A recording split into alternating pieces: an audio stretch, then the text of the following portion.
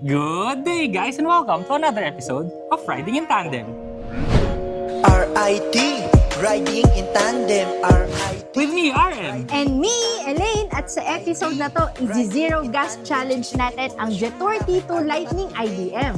Ano, ready ka na? Parati naman eh, tara na!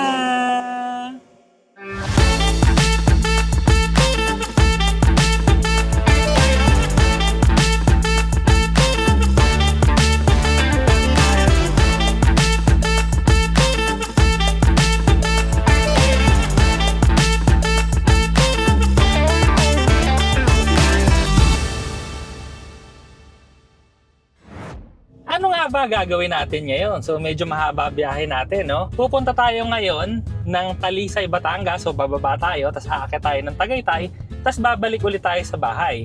So nagsimula tayo 4,416 kilometers. Ang papunta kasi doon tsaka balik, no? Kasi yung ikot hindi ko ma-compute na eksakto, pero sa tansya ko mga 45 kilometers yon papunta, tas 45 kilometers ulit pabalik. So, ang range naman natin nito pag full charge ng Jetour T2 Lightning IDM, 139 kilometers yung full EV range. Tapos yung gasoline range naman niya, 969. So, yan. Naka full charge siya pareho ngayon. So, pag inad mo yon magkano?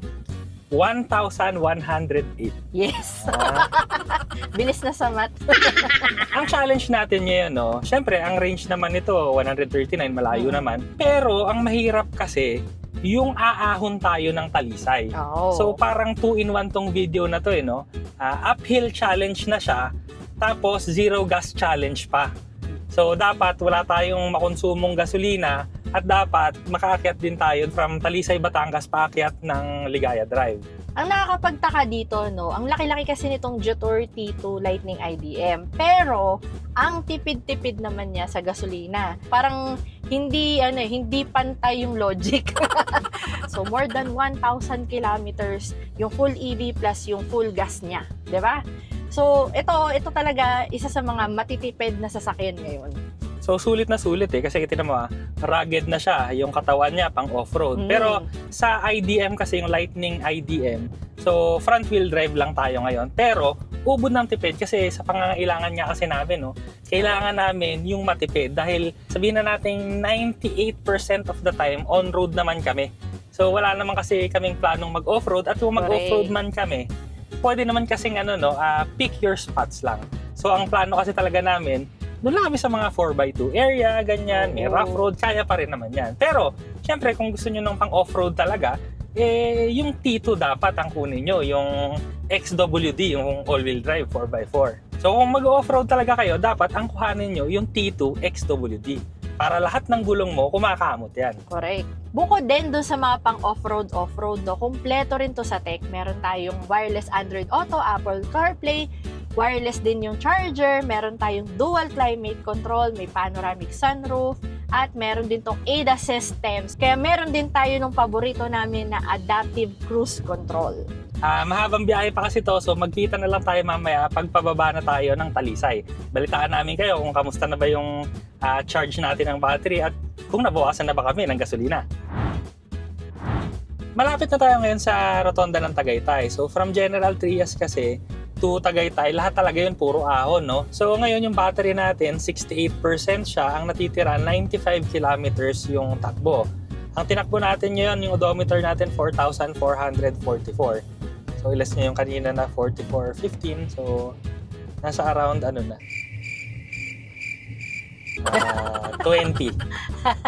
plus. So. Pero bababa pa kasi tayo ng Talisay. Paakyat dito ng Tagaytay, napakatahimik talaga nitong T2.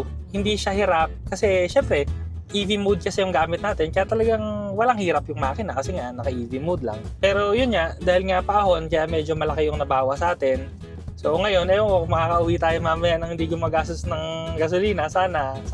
Kaya mamaya naman kasi pababa tayo ng kaya magre-recharge pa to. Tapos yung pauwi natin, galing dito sa Tagaytay na pababa ulit ng General Trias, tingin ko naman mag-charge yan. Pero tingnan pa rin natin kasi iba yung ahon eh. Doon sa paakyat ng Talisay, Oh, yun yung inaano kasi, ang laki kasi nitong Matarik T2 yun eh. Mabigat, malaki yung T2. So, yung ahon dun yung question eh, kung Oo. gaano karami yung kuryenteng kakainin niya. So, ito, pababa na tayo, yun yung rotonda. Ere na yun. Kabitayin nyo. Anyway, kung ganito kabagal kasi, no, nag-charge tayo, no? -7, -1, -2. Kasi nga, may motor sa unahan natin, no? Hindi tayo dumadaw. So, overtake ko na nga. Kaya naman eh. Yung papunta nga pala namin dito, no, normal driving kami ha. So, yung regular, easy driving lang. Umovertake ako ng mabagal. Naka-eco mode tayo. Hindi na tayo mag-sport mode, no? Kasi yun yung natutunan ko dun sa X70 Lightning IDM. Pag nag-sport mode ka pala, automatic na nag-hybrid. So, gagastos ka na talaga ng gasolina. So, ngayon, eco mode na lang yung gagamitin natin all the way. Yan. Pababa tayo, nag-19, no? Yun, So, no? 69% yung battery natin yun pababa. Tingnan natin kung matadagdagan. 95 kilometers. 69 tas 95. Sana matandaan ko. Tama. So, yan. Nakasunod lang tayo dito sa CRV. So, siya nag-engine braking. Tayo, nagre-regenerative braking. So, hindi napupudpud yung brake pads natin. Tapos, naradagdagan pa tayo ng range ng baterya. Ayun, -29, -26. O, diba? Nag-charge tayo. Yun pa nga lang, 96 kilometers na. From 95 kilometers, naging 96 na kaagad yung Uy, saglit lang tayo. Saglit pa lang yun. Wala pa tayong 2 minutes na na-under dito sa pababa. Puro twisties din dito, no? Pababa pa ahon. So, matetesting na rin natin yung handling ng T2. Pero, yun naman din yung isang advantage nito. Komportable siya. Pero pagka mga cornering na ganito, hindi nakakatakot yung body roll niya. Oo, meron. Pero hindi naman nakakatakot. Kahit bilisan ko nga. Grabe yung mga likuan dito, no? So, susumahin mo, pang pang off-road yung chassis natin, pero kayang-kaya, no? Nakatulong din kasi yung malaki yung rims natin. Tapos maganda talaga yung, yung suspension setup. Kasi natatandaan ko, no? Meron kaming mamahaling off-roader na ginamit dati Dito. actually sa palms lang. Yung palms, ganun, medyo kurbada doon, medyo binilisan lang namin, pero natakot ako. Kasi akala ko tataob yung sasakyan. Pero ito kasi, di ba, secure na secure ka. Lapat na lapat yung gulong mo sa kalsada, hindi nakakatakot. Ituloy na lang ulit natin mamaya yung kwentuhan pagka nakababa na kami para balita namin sa inyo kung ilan yung baterya natin ulit tsaka yung range, tapos pag-ahon na ulit. Nakababa na tayo ng Talisay, no? Naging 75% yung battery natin. 103 kilometers yung range. So from 69 naging 75, nadagdagan tayo ng 6%. Tapos 95 to 103, 8. Oh. So basically, dahil nga mabigat tong sasakyan din, no? Yung hindi ako halos na memreno. Yung regenerative braking na lang yung gumagana kanina. So very good yun. Lalo na kung kunwari galing ka ng Baguio kasi hindi iinit yung preno mo. Tsaka syempre, maintenance mo konti lang din kasi nga hindi ka gumagamit ng preno eh. Pero syempre, mauubos din natin yan mamaya pag ahon. So titingnan natin kung ilan lang matitira sa atin pagkatapos natin kumahon. Pagkatapos natin pahirapan sa ahonan. Paahon na tayo ngayon ng Tagaytay. So, ang battery ko, 71%, 98 kilometers yung range. So, hindi ko pa naubos yung yung na-regenerate natin pa baba. Naka-eco mode pa rin tayo ngayon. So, yung aircon natin, naka-on pa rin siya. Wala tayong binago sa mga settings. Pinatay ko lang yung radyo kasi syempre, maka-copyright tayo. Anyway, paake tayo ngayon. Easy sa kanya, no? Ito kasing advantage ng plug-in hybrid saka EV. So, yung electric motor kasi niya, pag yun yung ginamit mo, effortless talaga, sobrang tahimik. Pero ang andar natin, matulin tayo kahit paahon. So, actually, yung feeling ko, pag nagda-drive ngayon, parang flat lang yung kalsada. Kahit, paahon to na matindi. Pero hindi hirap. Wala siyang tunog yung Walang nagagalit. Sana parating ganun, di ba? Anyway, yun yung pinagkaiba rin niya sa mga internal combustion engines na para umakaahon ka ng ganito kalupit, matindi tong ahon na to, kailangan taasan mo yung rev mo. So, para mas may power yung sasakyan, di ka kakapusin, mataas dapat yung rev para makaahon ka. So, yun din yung advantage ng plug-in hybrid na kagaya nito versus sa hybrid na regular. Kasi yung hybrid kasi na regular, pagka mga paahon na to, yung engine niya, maririnig mo pa rin yung gumaganon pa rin siya kasi nagpa-prioritize din kasi siya na mag-on yung motor pag paahon para maka-charge siya tsaka para mas makaabante siya ng mas mabilis. So yun yung difference nitong IDM sa regular na hybrid. Kaya kung kunwari maraming mga uphill sa inyo, mas maganda talaga yung mga ganitong plug-in hybrid kasi effortless talaga yung ahon. Actually, una kong naramdaman yun nung gamit natin yung X70 Lightning IDM, natandaan mo yun? Oo. Yung paahon kasi talagang patag lang yung feeling sa kanya. Kahit ano pa nun puno kami kasi kasama pa yung nanay ko, yung kapatid ko, yung mga anak namin. Tapos may gamit pa kami. Wala lang, parang normal lang sa kanya. So yung iniisip ko kasi kanina, kasi nga mabigat to. So feeling ko baka ako mahirapan kasi nga aahon tayo na mabigat. Oo. Tapos full tank pa tayo. Yun nga lang, dalawa lang kaming nakasakay tsaka yung mga gamit lang namin, mga camera. Pero wala, easy lang. So kagaya nga nung X70 Lightning na na-try namin dati, uneventful. So yun yung sinabi ko sa video na yun eh. Kasi uneventful, parang walang nangyayari, parang wala lang, andar ka lang ng andar. Pero pangit man pakinggan na uneventful. Pero pag nagda-drive ka kasi ng kotse, di ba? Yun nga yung gusto mo, yung uneventful, yung walang maingay, walang nangyayari, walang nasisira, walang nag-overheat. Yun, Correct. sobrang ahon ito. Pero wala, yung temperature natin, okay na okay pa rin. Tsaka maganda talaga yung pagka-feeling mo, hindi hirap yung sasakyan. Lalo na pagka din mga malayo ang biyahe. Pati ikaw kasi hindi ka pagod. Oo. Pag relaxed yung sasakyan, yung feeling mo kasi sa katawan, relax ka rin. Oo, parang wala. Pareho kayo relax. Oo. So ngayon, wala kasing sasakyan naman sa likod natin, no? So ibibitin ko siya, full stop ko dito sa sikong ahon. Ayan, full stop. Ayan, full stop. Let's go ko ulit. Wala. Wala lang. Wala. Wala nga delay. Wala lang. Pero napakataas nito ha. Pagka yung mga lumalumang sasakyan dito, mag-overheat. Pero ito... Ito yung mga tipong wala lang. yung hindi ka pwedeng walang buwelo. Oo. Hindi ka pwedeng. Lalo na pagka mga yung mga bukyo. Nakakita man dito yung bukyo, no? Pero ingay. Yung parang sasakabog yung makina. O tsaka kailangan dire-diretso ka. Oo. Ewan ko kung alam nila yung bukyo. Yung yung tok-tok. Oo. Yung tinatawag nilang tok-tok sa ibang bansa. Alam mo yung ramdam lang namin, dahil nga yung incline niya, siyempre, kita mo sa kalsada, tapos ramdam mo yung gravity na isasandal ka. Pero yun lang. Pero yung power ng sasakyan, wala, lang siya. Andar lang na andar.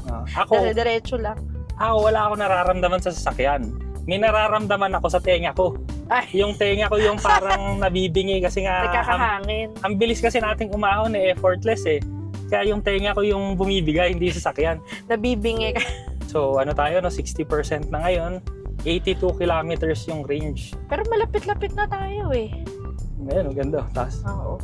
Yung binabaan kasi namin kanina, kaya lang siya parang mas matagal, sobrang winding kasi nun. Ito kasi more on, mas mas konti yung mga liko-liko. Pero puro siko. Yung pag lumiko naman, siko. Ito yung more direct path. Oo. Sa mga hindi nakakalam, i-research nyo na lang, no? Ligaya Drive.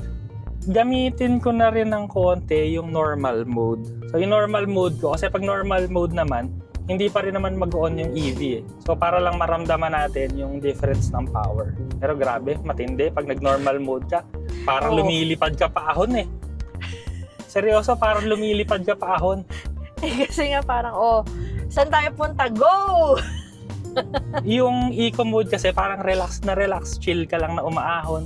Tapos ito parang, Parang nagmamadali na. Parang nagmamadali siyang umahon eh. Ibalik ko na sa eco, di naman natin kailangan. Lumulutang, parang lilipad eh. Correct. Ayan na yung bukyo. Kaya, bokyo. Nasa harapan. Kaya naman, pero maingay. Yung parang Tagaran. tricycle, pero pero nasa harapan yung motor. Ayun, tama. Dire-diretso siya dapat. Oo, bawal siyang huminto. Pag huminto siya, patay.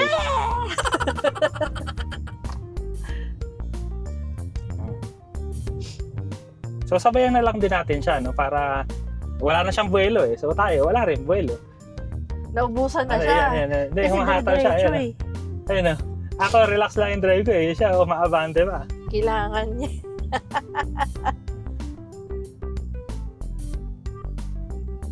Pero mahirap yun na yung kunyari pag ibang sasakyan, yung susunod ka sa mabagal yung nasa harap, tapos susundan mo. Yan, parang yan. O yan na nga. Grabe, walang kahirap-hirap yung sasakyan. Wala talaga. Inunahan na natin yung Bokyo kasi mabagal siya eh. Pero yun yan, no? Lakas talaga kumahon nito. Wala na, naiwan na siya. Oh. Pero naka-normal mode. So, inilipat ko eh para mas mabilis. Chill kasi yung eco eh. Ito yung matindi. See? Kayang-kayang umahon ng T2. Easy. Kahit mabigat siya, two-wheel drive. Wala, easy lang. No drama. Uneventful. So, ano na tayo, no? 52%. Konti na lang to. Malapit na yan. Yung... Hindi. Yung... Hindi pala rotonda tayo lalabas. Doon na tayo sa main road. So, konti na lang to. Main road na. So, 52%. So, most probably, konti na lang yung mababawas dyan. Tsaka yung gas natin, yung importante, wala pa rin nababawas sa gas natin. 969 kilometers pa rin. So, to give you an idea rin, no? Ang full charge nito kasi, mga nasa 300 pesos. So ngayon, naka 50% tayo. Mga naka 150 pesos lang tayo. So, Pero nakarating ka na ng Batangas. Batangas ka na. 150 para nakamotor. Pero gamit mo SUV. Oo.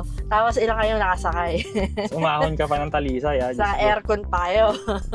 Yun yung maganda sa mga hybrids. Lalo na pagka naka plug-in hybrid ka, tapos EV mode lang. Matipid talaga sa gasolina. Ramdam namin yan. Kasi diba naka-Jetour ice cream kami. Naku, yun ang mas matindi. Diyos ko, parang nasa piso lang yun per kilometer. Kaya nga. Literal parang feeling ko hindi na kami, wala kaming nilalabas na. Parang kami hindi nakasasakyan. Oo. Wala kaming nilalabas na panggas. Parang Parang kaming nakamotor. Tapos dito naman, parang makakatipid ka ng mga 50% sa gasolina. Or more, pagka kunwari puro EV yung ginamit mo. Kaya pagka nagpapakarga kami ng gasolina doon sa ibang sasakyan, hindi dito. Sa ibang sasakyan. Ang sama-sama ng loob namin. Oo. Ang sama ng loob namin. Parang nagpakarga ka, pina-full tank mo. Tapos pagbalik mo, kakatiting na lang. Tapos mas maliit pang kotse yun. Eh ito, ang laki-laki Tapos 969 kilometers yung full tank. Kung gagamitin mo yung gas, kung EV mode yan, hindi mo na magagamit yan. Kaya namin, mga 3 months bago maubos yung gasolina. Sinadya akong ubusin na lang yun para lang maubos. Correct. Ganun siya katipid. Yung mga tipong nag-uusap kami, saan ba tayo pupunta para magamit yung gasolina? Tsaka imbis na EV mode, minsan ginagamit ko na lang hybrid para umandar. Correct. So, eto na, pauwi na kami, tapos balitaan ko na lang kayo ulit mamaya kung ilang percent na yung battery natin, tsaka yung kung nakagastos ba tayo ng gasolina. Hello, Jetour. Please continue. Open sunshade. Okay. Medyo madilim na kasi. So, ayan, para maliwaliwanag tayo, buksan natin yung sunshade. Anyway, eto na, videohan natin dito. So, ang natitira nating range ay 57 kilometers yung sa kuryente. 969 kilometers pa rin yung gasolina natin. Tapos ang odometer reading natin, 4,501. So lagay mo na 4,501 minus 4416 equals 85. so 85 kilometers yung distance traveled natin. Tapos may natitira pang 57 dito. Equals mo muna. Equals. Tapos plus 57. Ay, Ito, 85. So, Plus 85. 57. 142. 142. So ang sabi kasi nila ang electric range nito 139 pero kami 142. So ano nangyari noon? Kasi nung downhill kasi marunong kasi akong gumamit ng regenerative braking. Tsaka halos pauwi kami dito kasi lahat yon downhill. Kaya ang nangyari, hindi na ako halos gumamit ng gas.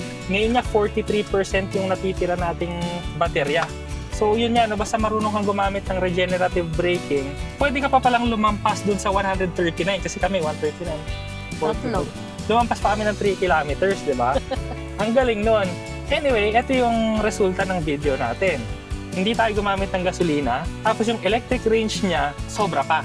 Basta marunong ka talagang mag-regenerative braking, sobra pa. So napakagaling talaga nitong T2, no? Sulit na sulit talaga. Parang sa pagkakatanda ko, parang nung nasa Tagaytay na tayo parang nasa mga 53%. Tapos ngayon, nakarating kami ng bahay, 43%. So mga 10% lang Yung pababa. yung pababa. Yun lang yung nabawas. Yun nga kasi nung paahon pala, malakas kami kasi syempre, dadali namin yung sasakyan paahon. Kaya marami kaming kuryente ginamit. Pero pababa, nakatulong na rin yung momentum ng sasakyan, yung bigat ng sasakyan, kaya nakakapag-charge kami pababa. So, ang galing, no? Yun talaga, ang masasabi ko, sulit na sulit talaga yung bili namin dito sa Jetour T2 kasi pogi, high-tech, off-road, matipid, Komportable. Tahimik. O, di ba? Sulit Parang talaga kasi, sa amin sa checklist kasi namin, na-checkan lahat. Oo nga. So ngayon, nagawa natin yung challenge natin with the Jetour T2 Lightning IDM. Kaya niya na umahon, makauwi ng walang gasolina. So, ayan. Maraming salamat sa panonood. Sana nag-enjoy po kayo at may natutunan kayo sa video namin. Next video na! RIT, riding in tandem. RIT, riding in tandem. RIT, riding in tandem. Siksik na impormasyon mula kay RM at Elaine.